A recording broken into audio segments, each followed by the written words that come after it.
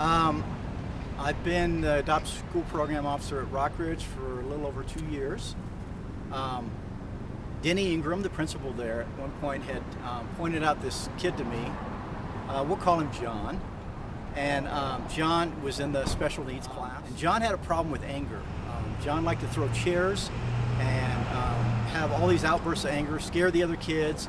Sometimes he'd just take off running out of the school down the street. Just a lot of these things. And Denny pointed him out to me and says, you know, if you could establish a relationship, a friendship with John, and maybe mentor him a little bit, you know, I bet great things would happen. Well, I kind of took John under my wing. I started talking to him about his outbursts. And at first I kind of talked to him about the criminal aspect and how he's not a bad guy, so why does he act like a bad guy? And then I made it a point every single time I was in the school, I made specific time, even if it was only 5 minutes for John. And one day, after probably our third or fourth meeting, the teachers were already telling me that they were seeing a change in his behavior.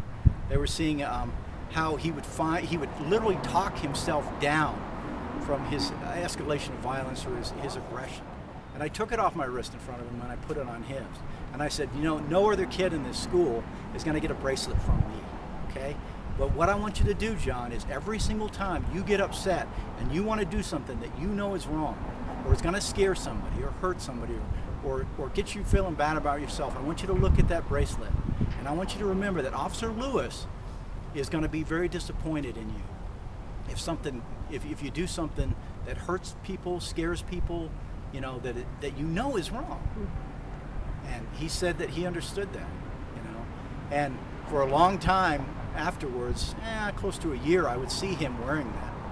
And then I think either one day it broke or he had left it at home and he kind of felt guilty about it. But he just evolved, for lack of a better term.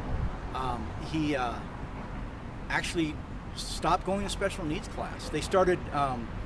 They were able to send him in with the other kids, and he's now operating at a level that's almost in line with his grade. And the teachers basically say that a miracle has occurred in the situation. And to me, it's about having the positive influence and mentoring. And Denny Ingram, man, he called that.